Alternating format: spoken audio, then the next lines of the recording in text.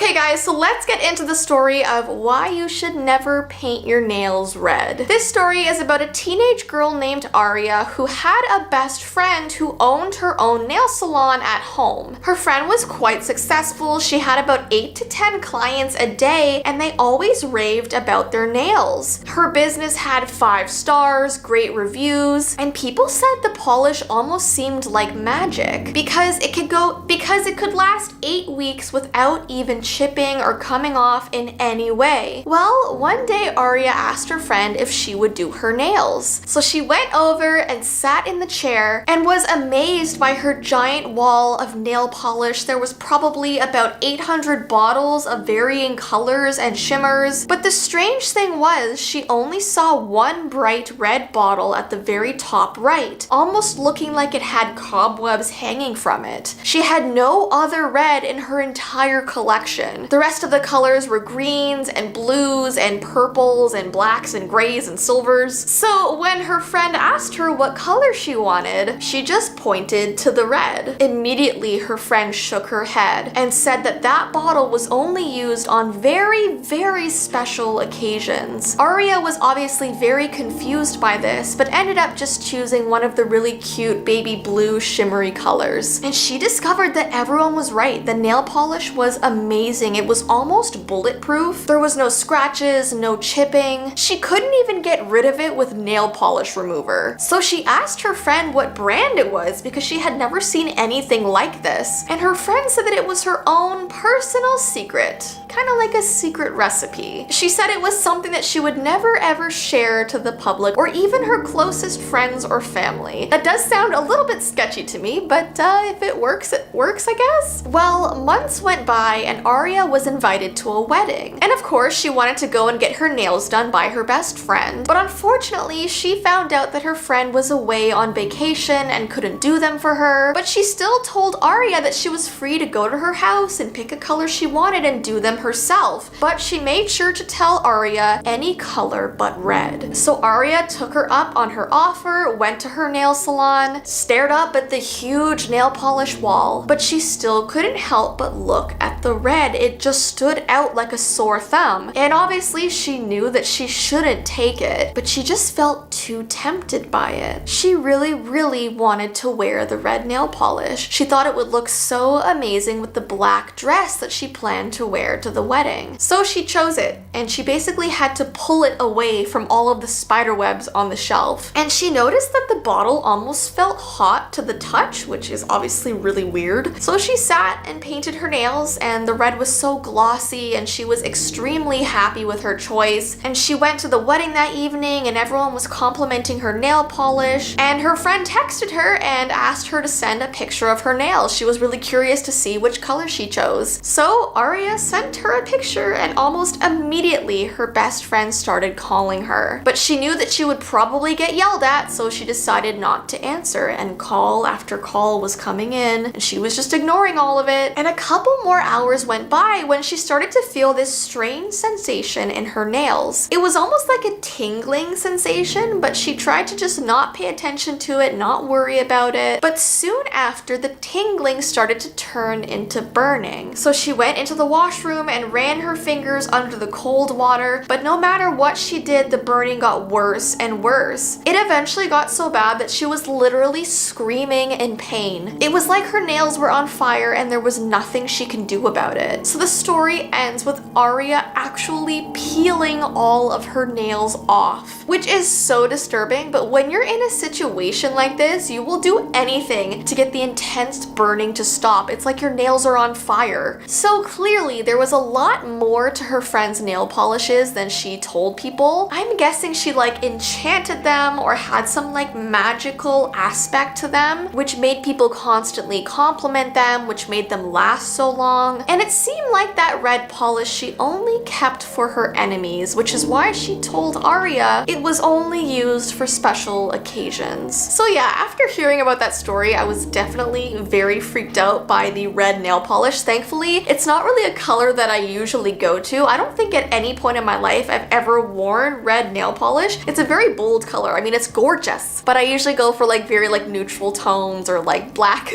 I do like black. Anyways though, don't forget to comment down below what color you're wearing. I'm honestly curious, and I do apologize once again to anyone wearing red.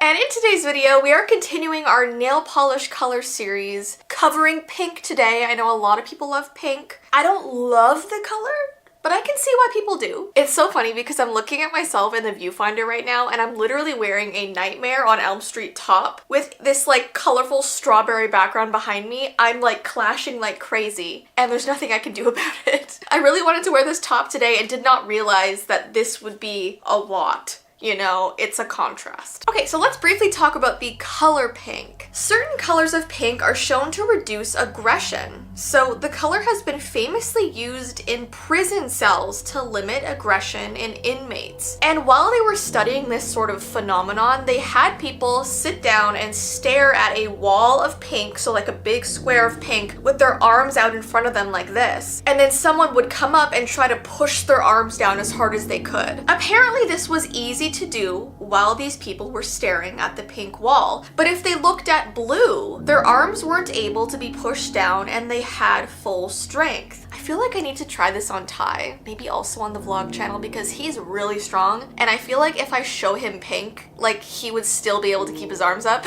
Maybe I won't tell him like what the experiment really is and we'll see if it works or not. Because he's a strong guy. Is pink gonna weaken him? In the 1980s, the University of Iowa's football team painted the opposing team's locker room pink. They even added pink urinals, and they believed it would make the other team less aggressive so they'd be able to like beat them during the game, which is crazy. And we always think that pink is a color for girls, but before World War II, mothers commonly dressed their sons in pink and their daughters in blue. So it didn't really become like a gender thing until after World War II, which I've never understood. It's so strange how a color is like meant for certain people. What? Okay, so this creepypasta is called Faces on the Floorboards. This story takes place at an old folks' home in Pennsylvania. An old lady known as Mrs. Thompson had first arrived at this facility 10 years prior to the incident I'm about to tell you. Ever since she arrived at this place, she has been utterly silent. She would never speak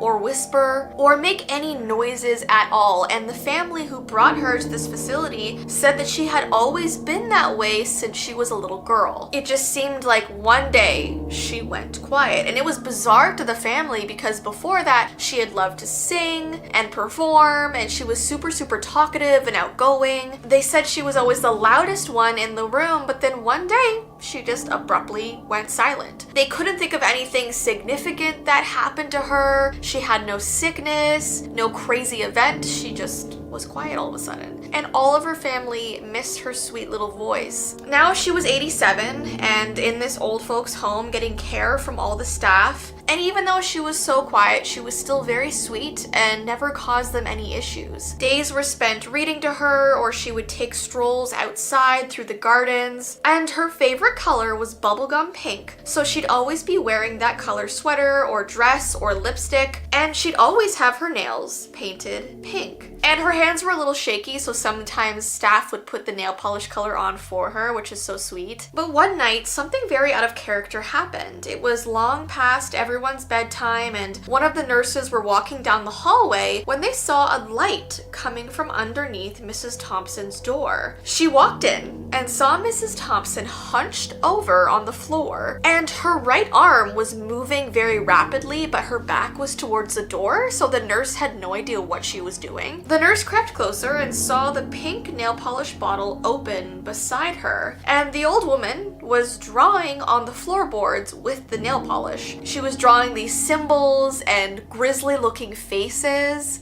and the whole room smelled like chemicals from the nail polish. She tried to get Mrs. Thompson to go to bed, but she was oddly aggressive, which she had never been before. She did not want to stop painting with this nail polish cap. And among the symbols she were drawing were these long lines that resembled trees, like she was drawing an entire forest. And then she began to paint this tall, hooded figure that was looming over a small, cowering form. And the nurse's blood began to chill when she started to hear Mrs. Thompson whispering. She leaned over to hear better and saw that her mouth was moving so quickly, and it was only the smallest level above silence, so she could barely hear it. Something terrible something terrible. I saw something terrible. She was saying that over and over and over again. Ew, but I guess she was whispering it. Something terrible, something terrible. I saw something terrible. And it was such a strange thing to see, just the entire room covered in pink, but the images were so disturbing. It was this weird contrast, kind of like me in my backdrop right now. And it took a whole group of nurses to get her up off the floor and back into bed. The next day they called her siblings, telling them of everything she drew, the forest, the figure hovering over what looked like to be a small child, and the siblings immediately thought of a crime that had been committed all the way back in the 1940s. A small child had been found deceased in the forest near where they lived, and all around them were burnt out candles and strange items like black cloaks that led police to believe it was some sort of witchcraft. And Mrs. Thompson's siblings suddenly remembered, it just clicked in their brain that that was the same day she had stopped speaking. They remember her going out for her usual walk, and she came back to the house shaking and wouldn't tell anyone what happened. That night, one of the nurses went back to her room and found her in bed clutching the bottle of pink nail polish. Her mouth was rapidly moving again, and when the nurse leaned down to hear what she was saying, she was absolutely just so disturbed. They told me not to tell. They told me not to speak. They told me not to tell. They told me not to speak, or they would come for me next. And that's how this story ended. So it makes me think that when she had gotten out for her little daily walk, she walked through the forest because it was near her house, and she probably witnessed that crime that occurred at such a young age, and the creepy people in cloaks who did it told her, like, if you say anything, we're coming for you next, so never speak. And she literally never spoke again until this point. I guess she reached an age where she was like, I can't keep this inside any longer, it needs to come out, using my pink nail polish for some reason.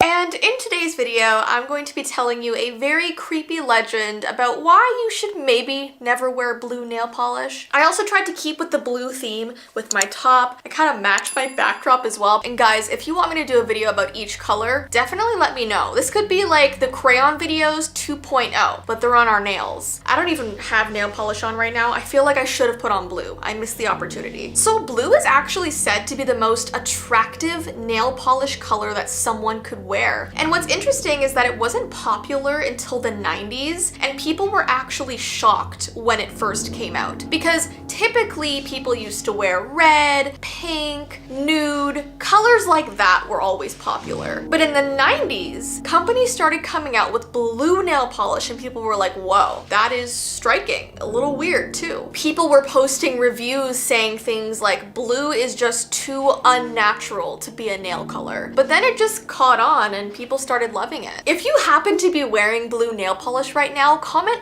any blue emoji. And if you're not wearing blue, what color are you wearing? Let me know. The color blue is said to represent calmness, intelligence, and trust, and that's actually why most business logos are blue, and blue is a common theme in advertisements. It is a little brainwashy, okay? But companies often use different colors to make you feel different things. I've done a whole video on that. It's actually crazy. They mess with our brains. Blue is also associated with a handful of superstitions. The use of a blue umbrella, for example, is believed to give you protection from emotional concerns. And dressing a baby in blue is also thought to protect the baby from evil spirits that surround the newborn. There are some people that believe blue eyes represent delicate souls. And one omen says that a blue balloon can represent your deepest desires and aspirations. And when you let it float into the sky, those will become reality. But I don't recommend just like letting balloons fly into the sky, because I feel like that's really bad for our environment, right? Environment over our wishes, okay? So let's talk about this creepypasta. It is called She Wore Blue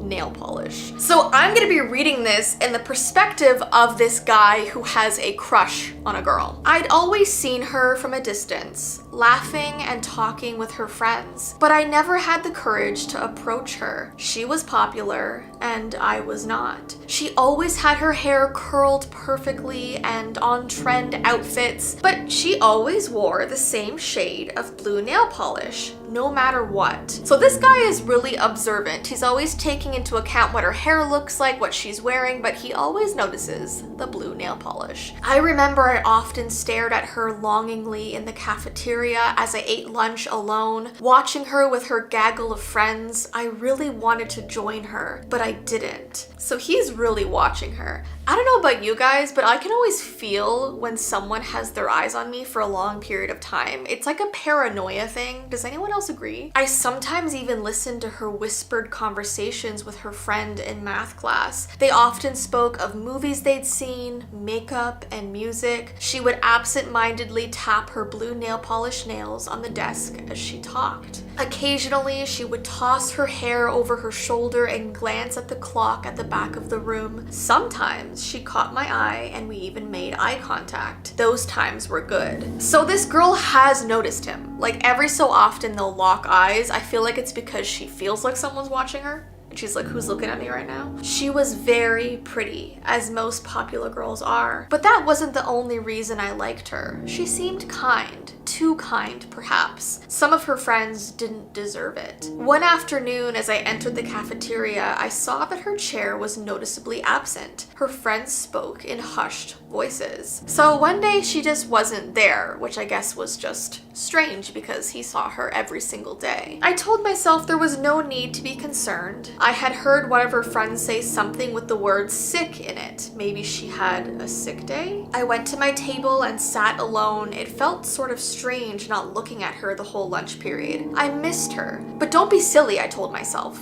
You'll see her again soon. As I walked home later that day, I felt strange. Why was this so concerning to me? Plenty of people got sick and couldn't come to school. Was it simply because I cared for this girl more than I cared for others? I took the back way home, through the park that sat in the middle of the town and separated my house from the school. I sometimes saw her come this way with her friends after school too, but today I saw no one. When I got home, neither of my parents had gotten off work yet. I was relieved. Their constant self-absorption and yelling could get exhausting. Maybe that's why I liked to look at her so much. She was so kind, so calm. I went to my room and opened my closet. Now I felt at peace, calm. All my worries from lunch slipped away. Who would know? We've never even spoken, let alone been seen together. I touched her hand gently, lovingly. She wore blue nail polish.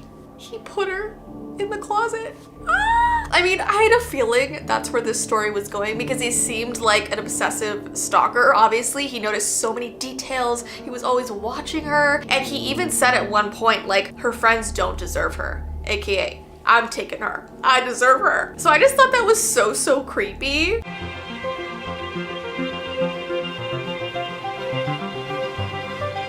And in today's video, we are continuing our nail polish color series, and this one is about why you should never wear purple nail polish. By the way, if anyone is wearing purple nail polish right now, comment the purple heart emoji. I'm curious. And if you're not, then maybe comment the heart color emoji of what color you are wearing. Whoa. Did that make sense? All right, so let's get into today's video talking about purple nail polish. I figured we should first start off with purple superstitions. In Italy, the color purple is associated with funerals. It is considered poor taste to wrap gifts in purple paper, and no Italian bride would allow her wedding plan to incorporate purple into her color scheme. Legends even tell of this purple veil that descend upon those who are destined to die soon, which is pretty awful. Others believe that the color is associated with royalty and wealth, therefore bringing good luck when you wear it. It is also believed in folklore that fairies wear the color purple. And there's this rare celestial event with the appearance of a purple moon. It's said to herald supernatural phenomena. It is believed that during a purple moon, spirits roam freely among the living, seeking vengeance or redemption for past wrongs. So if you ever look outside and see a purple moon, be warned. Lock your doors, stay inside your house, because your great Uncle Henry could be out there.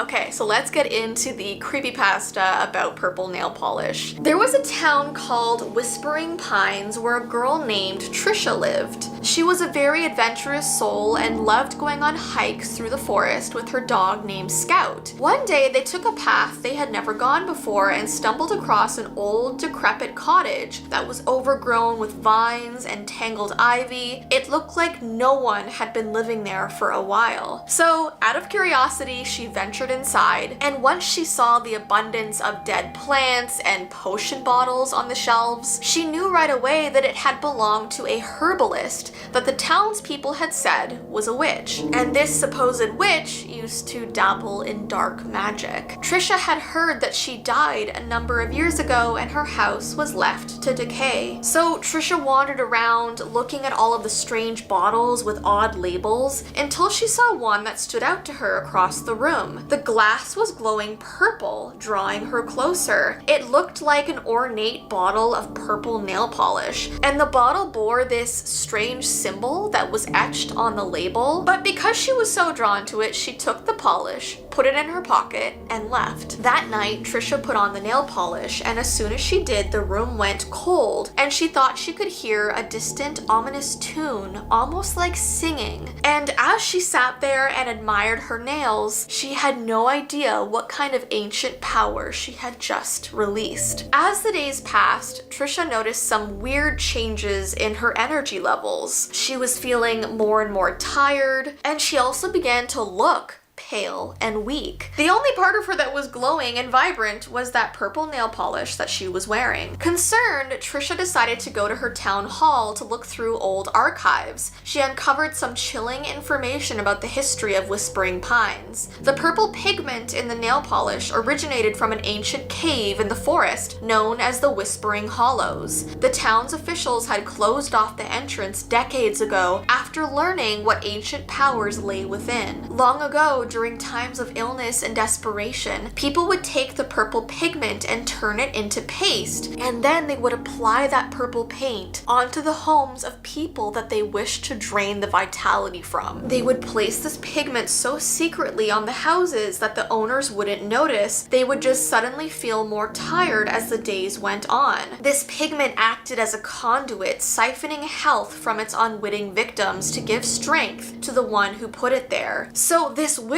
had gathered as much as she could before the cave was closed down, turning it into nail polish so none of the townspeople would notice. So desperate to break free from the curse, Trisha returned to the cottage under the cover of night, and armed with newfound knowledge and a heart heavy with dread, she sought the witch's grave in the shadowy depths of Whispering Hollows. And she was so tired that she barely made it there. And she was shocked to see there was this giant hole in the ground at the witch's grave, like something had just climbed out. Then she saw it in the depths of the dark forest. The witch stood watching Trisha with a hunger for life, now the strongest that she had ever been with Trisha's energy. And the last thing she saw as everything went dark was the witch skipping off into town, her cackling laugh echoing in the night sky. So this purple nail polish was draining energy so the witch could live. I feel like that's like every classic witch story. They always want to be young, they want to live forever, so they drain the life of young, beautiful people. It's awful. So if you're ever hiking or walking in the woods and you come across what looks to be like a witch's cabin, first of all, don't go in there. But if you do, don't take the nail polish. That is the lesson that we learned today.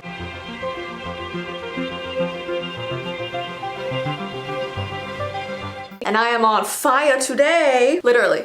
My shirt is fire. Alright guys, so in today's video, we're going to be talking about your eyes. Yes, you sitting right there watching this video, we're talking about your eyes. Which I know sounds really weird, but I was surprised to find out that there are so many really creepy and strange eye superstitions around the world. Like depending on what eye color you have, what kind of eye shape you have, like all kinds of stuff. There's things you need to know about your eyes. They say that the eyes are windows to the soul, but what if different parts of the eye were windows to a person's fate? First, we're going to be talking about something called the Sanpaku Eyes Curse. I hope I'm saying that right. I actually first heard about this curse on TikTok. Like so many people were making videos about it, talking about it, and it really creeped me out. Like the second I saw the TikTok, I was like, I'm gonna write this down for a video because it's crazy. So the word Sanpaku roughly means 3 whites. And it refers to when you can see the white part of the eye either above or below the colored portion of your eye. So it's basically if you're looking at someone like me, if I had like a large white space underneath the colored part of my eye or over that part of my eye. So an example people are using is Billie Eilish. She's considered to have senpaku eyes because she has a large white portion underneath the colored part. The colored part is your iris, by the way. I don't know why I'm saying colored part as if I don't know. According to one Japanese superstition, senpaku eyes might be a good indicator of your fate. Apparently, if you have white visible at the bottom of your eyes, then look out. The world is out to get you. People say that when you have eyes like this, you're actually in danger from the outside world. Then there's what's called senpaku above. So if you see whites at the top of your eyes, then you might want to take a deep breath and calm down a little bit. People say that this means that you're a danger to the outside world. So a lot of people who have eyes like this have committed serious crimes, have major anger issues, are very violent. Apparently you're unable to control your emotions and it leads you to do terrible, terrible things. Now there have been a lot of famous people in the past who have passed away who had the senpaku eyes underneath. Princess Diana, who died at the age of 36 in a car accident. Then there was Marilyn Monroe, who died from an overdose at the age of 36. There was President John F. Kennedy, who was assassinated at the age of 46. I mean, it's crazy how the list goes on and they all have eyes like this, which people find crazy because this eye type is very, very, very rare. Please comment down below if you have eyes like this. I know it's kind of easy to make it look like you do. Like for example, if I like make my chin go down and look up at you guys, it kind of looks like I have those eyes, but it has to be like when you're standing forward, looking normal, that's when you have to have those eyes. And I don't, do I? I don't think I do. Do I? I don't know. Apparently, Billie Eilish is one of the only celebrities still alive today to possess these unusual eyes, and fans have previously expressed concerns about what this feature could mean for her fate. Now, before I continue this video, I just want to let you know that of course this is all just superstitions. If your eyes look like this, don't worry, nothing is gonna happen to you. I actually think this type of eye looks really cool. Like, as you guys know, I always say embrace your weird side. If you have an awesome, rare uniqueness, that is so awesome. But yeah, I just wanted to mention this creepy superstition because it's all over the internet right now. Everyone's talking about it. But yeah, if you have this, you're okay. Next, we have a superstition about green eyes. Different cultures have various thoughts about green eyes, but they're almost always considered mystical. Ancient Egyptians associated green eyes with good health and rebirth. In Japan, green-eyed shore nymphs warn children of the dangers of water. Now, apparently green eyes are really rare. It only makes up 2% of the entire population.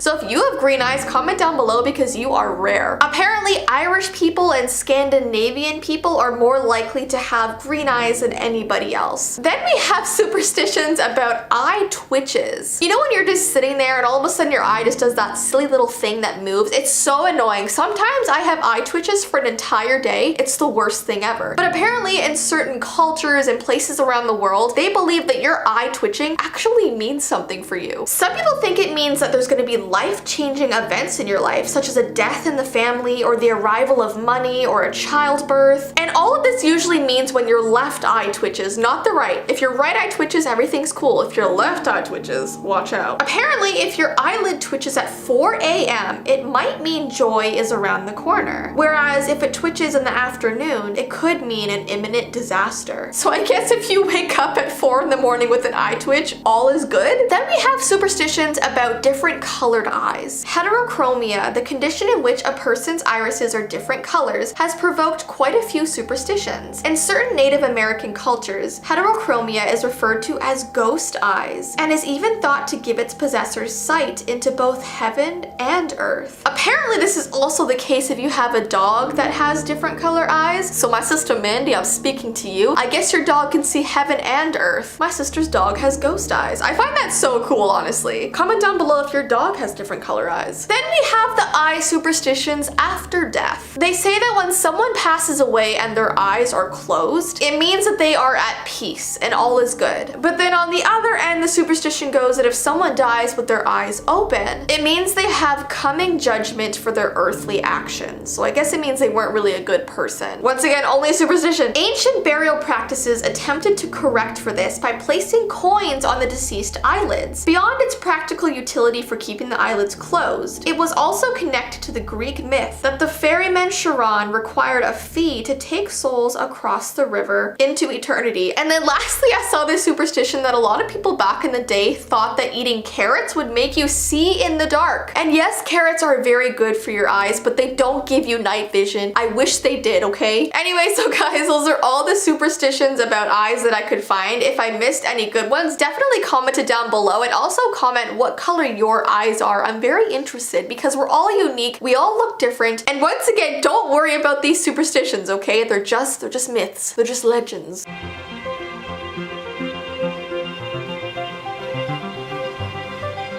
I am yellow. I had to bring some sunshine into this backdrop. Alright, so as you can tell by the title of today's video, today I'm going to be talking about your hair color. So about a month ago, I did a whole video on what your eye color means, and today we're talking about hair. We're talking about natural hair colors. So if you're watching and you have pink hair, green hair, blue hair, that's still amazing. You're gorgeous and beautiful. But we're talking about what's underneath that, what you were born with. I mean, if you were born with blue hair, then you're either an alien or a mermaid or a fairy, and I love that anyway. So we're first gonna talk about red hair because honestly, I was able to find so many myths and legends about that color hair. It's insane. Legends and myths about people with red hair can be found in the ancient and sometimes present cultures of countries like Egypt, Germany, Greece, among others. The real science behind red hair is a mutation of the gene known as MC1R. Red hair is a recessive trait and the rarest of all colors, seen in fewer than 1% of people in the world. So if you're watching this right now and you have natural red hair, you are rare. Okay, the first myth is bizarre. It is believed that people with red hair are half human, half alien. Some conspiracy theorists believe redheads are actually the result of aliens breeding with humans. Their evidence includes the existence of many red-haired kings and queens, and a supposed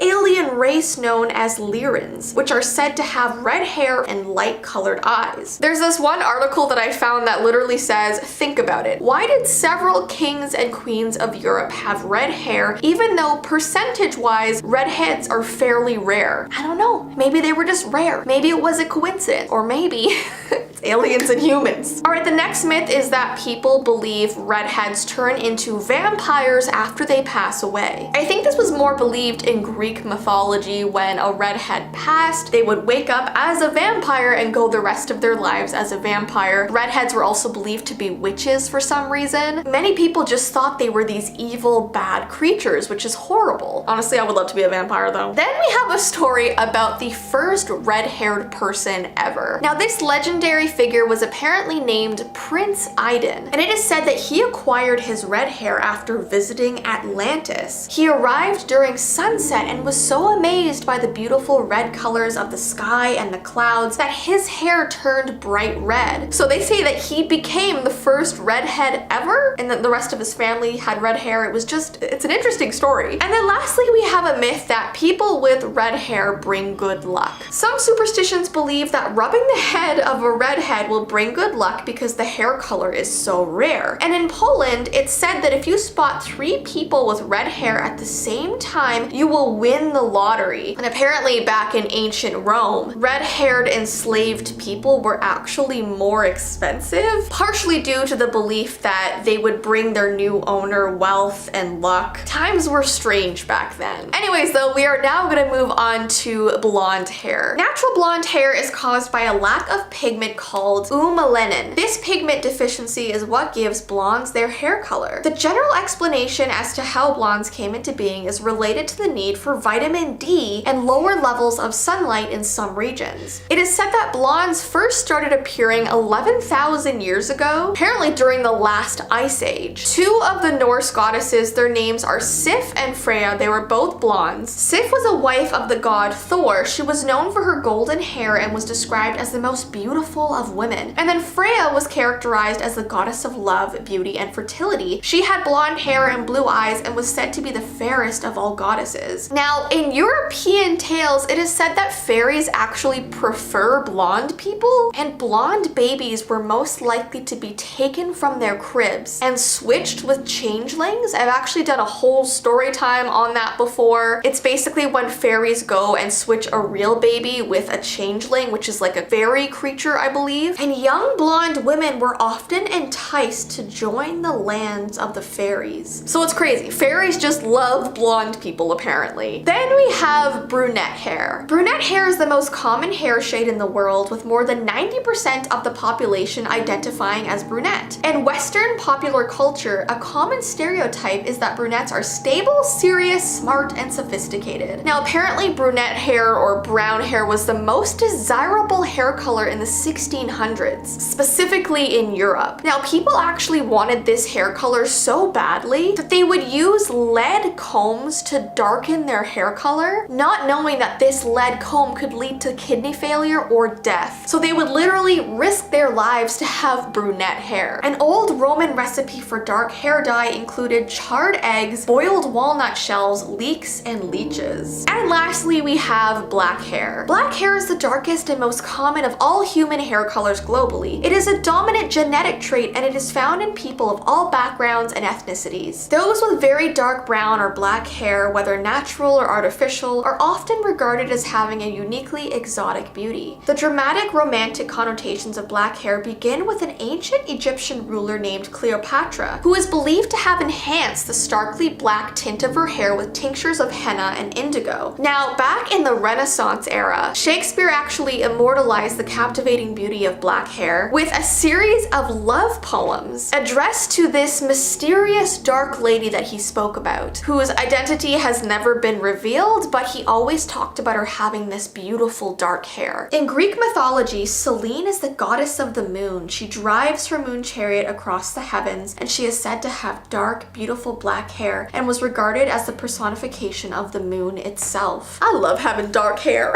Anyways, guys, those are the 4 hair colors we're going to be talking about today. Comment down below which hair color you have, and if you have like a color like blue, pink, purple, green, comment that down below because that is still beautiful. And like I said, all of these are just myths and legends, so no matter what you look like or what hair color you have, you are beautiful, and you don't have to attach yourself to these myths because you are your own person. I just think it's interesting to look back in history and see what people just were represented as.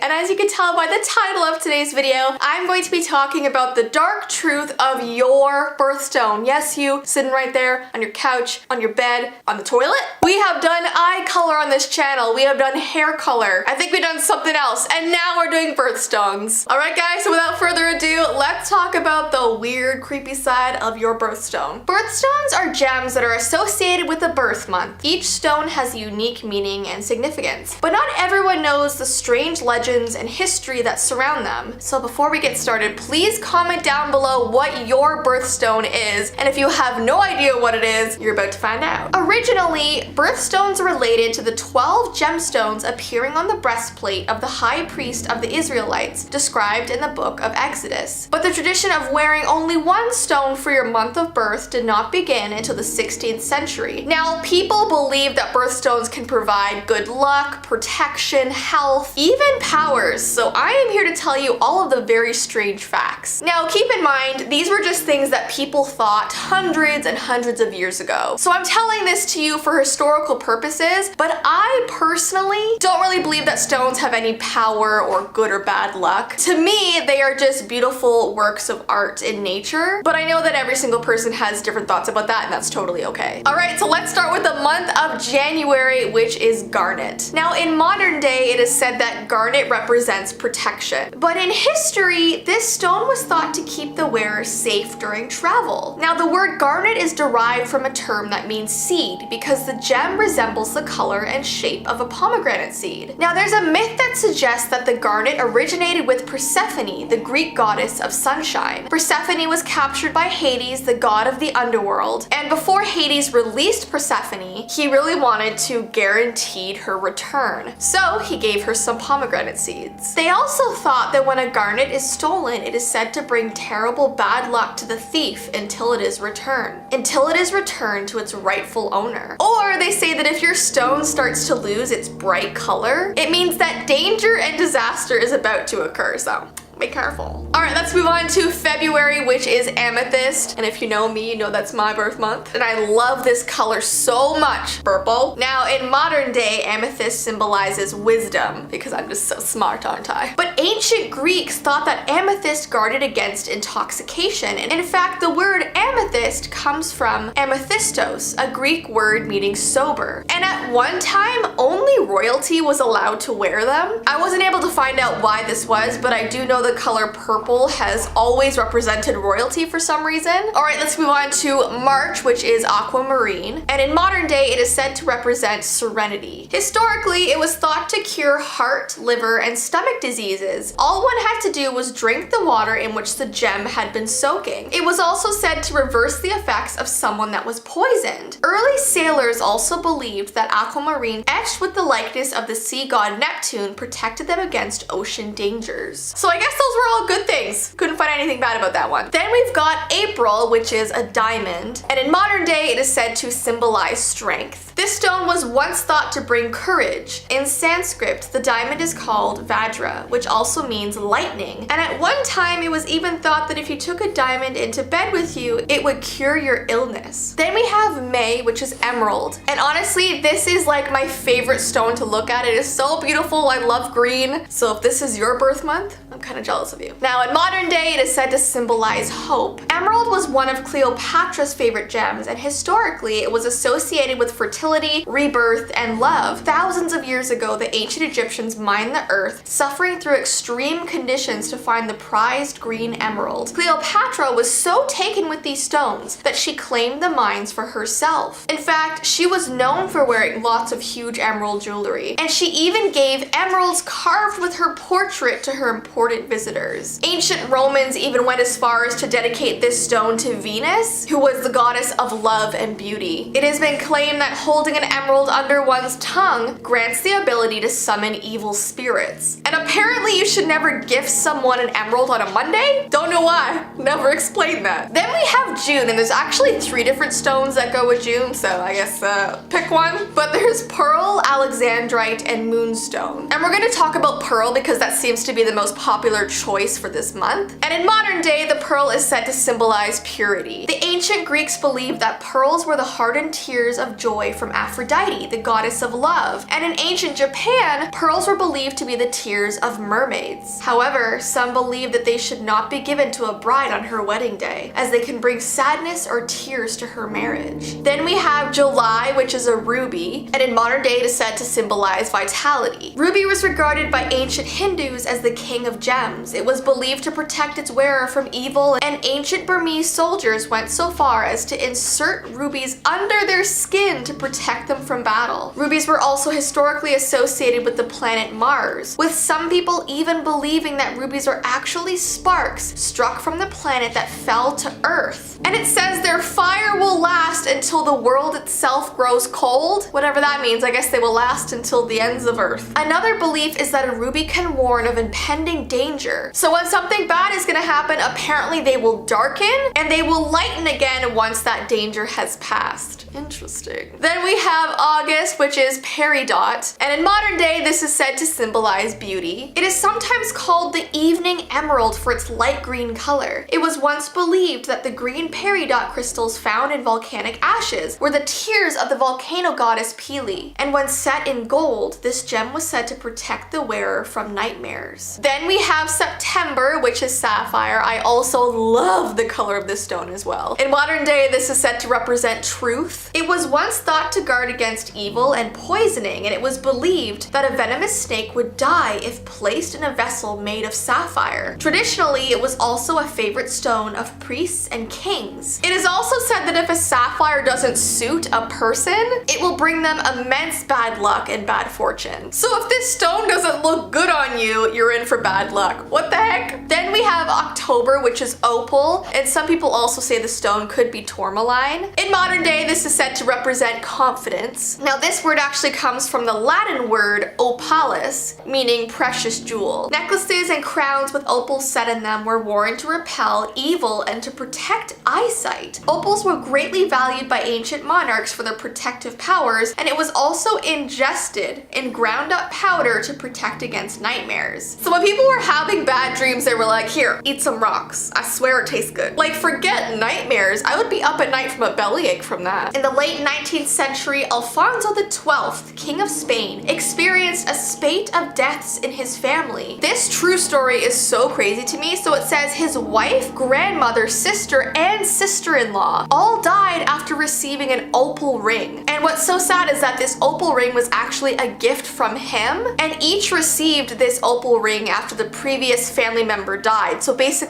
everyone who got this died randomly. And then finally he suffered the same fate after wearing the ring himself. So people began to believe that opals brought death, which is terrible. Then we have November, which is topaz or citrine, and in modern day it is said to represent joy. During the Romantic period and turn of the century Europe, citrine became more popular for the way it visually enhances gold jewelry. Citrine, like all forms of quartz, was believed to have magical powers and was worn as protection against evil and snake venom poisoning. I also wasn't able to find much more about this one or anything bad, so I guess that's a good thing too. And then lastly we have December, which was turquoise, and this one is said to symbolize friendship. Since about 6000 BC, when it was first mined by the Egyptians, turquoise has been one of the most valuable opaque minerals in the jewelry business. Native Americans and Persians also valued it for its decorative and ornamental beauty. The Navajo believe that turquoise is a part of the sky that fell to earth, and turquoise rings in particular are thought to keep away evil spirits. I see a lot of common themes here with stones. Either they prevent nightmares, they protect you from evil spirits, they have healing properties, heal you from poison. A lot of this is very similar. So don't forget to comment down below which birthstone is yours. And yeah, I hope you guys enjoyed this video. If you want me to keep making videos talking about the dark side of your blank, let me know. Give this video a thumbs up and I will definitely continue doing that. And like I said, it's not meant to scare you. These are all historical legends, which I personally don't really believe in.